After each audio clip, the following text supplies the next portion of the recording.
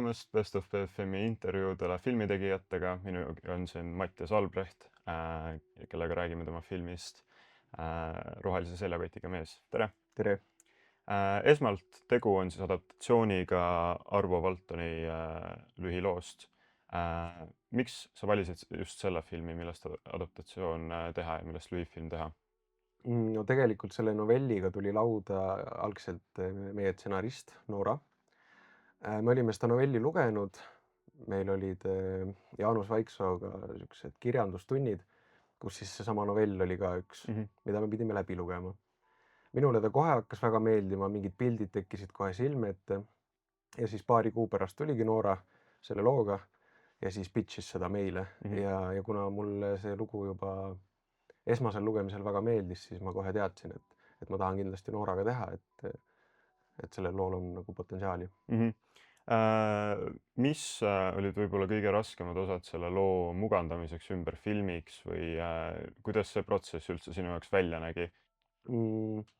Eks ta oli kohati ikkagi päris keerukas, sellepärast et lugesin just eile selle novelli nüüd läbi üle pika aja uuesti ja tegelikult novelli viimased 3 lehekülge on lihtsalt sihuke kirjeldus, mis hõlmab endas niisugust 2-kuust perioodi, kus siis luuakse rohkem komisjone, nõukogusid, kus hakatakse treenima lugejaid, kes siis läheksidki siis, et see bürokraatia selles algses novellis läheb tegelikult palju laiemaks seal lõpus veel ja veel suuremaks, aga kuna meil lihtsalt ei olnud nii palju aega, siis ilmselt kõige keerulisem oligi see, et kuidas siis see asi nagu filmis kokku tõmmata.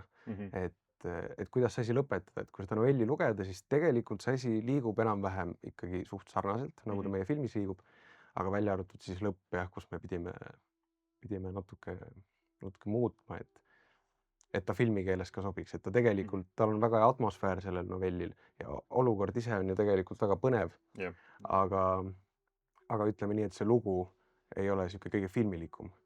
Et jah, et siis oligi keeruline, et mis siis sisse jätta ja mida siis ise lisada, et tegelikult ei taha ju lisada väga niimoodi kellegi tööle, et aga noh, me vist saime hakkama. Jah, siis filmis mängib peategelast Elmo Nüganen, kes on pigem Eesti vaatajale, Eesti filmisõbrale tuntud režissöörina. Miks otsus just teda võtta peaosasse sinna ja kuidas temaga selline protsess välja nägi?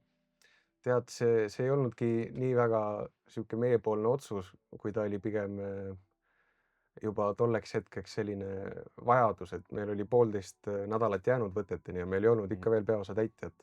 Ja siis meie produtsent Leena helistas mulle üks õhtu, ütles, et kuule, nüüd on niisugune variant, et Elmo Nüganen. No loomulikult see oli tohutult hirmutav ja ma arvan, et kui meil oleks olnud 2 kuud võteteni aega, siis ma võib-olla ei oleks julgenud seda otsust vastu võtta, aga kuna meil tõesti oli vaja peaosa täitjat ja niisugune pakkumine tuli, siis me läksime sellega ja minu meelest see oli kõige parem otsus üldse. Ma ei kujuta ette absoluutselt mitte kedagi teist enam seal seda jaamakorraldajat mängimas.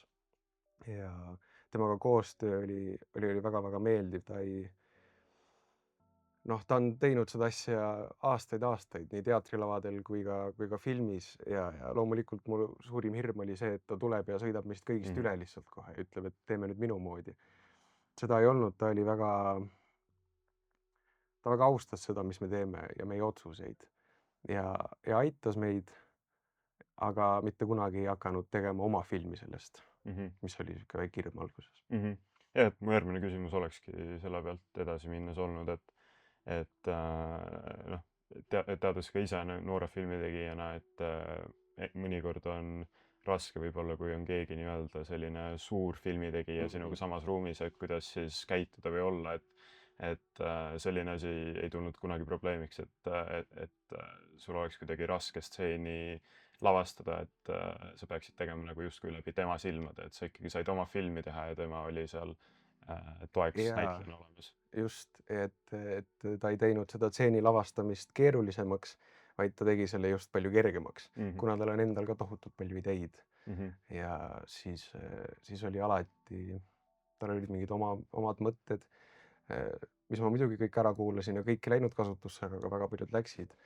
Et temaga oli väga mõnus platsi peal olla ja ta oli ka väga seltskondlik inimene, ta käis seal meie nende taustanäitlejatega iga duubli vahel juttu rääkimas ja nii-öelda püsis karakteris mingil määral Mhm. kogu aeg, et see jaamakorraldaja oligi see jaamakorraldaja seal platsi peal kohal ja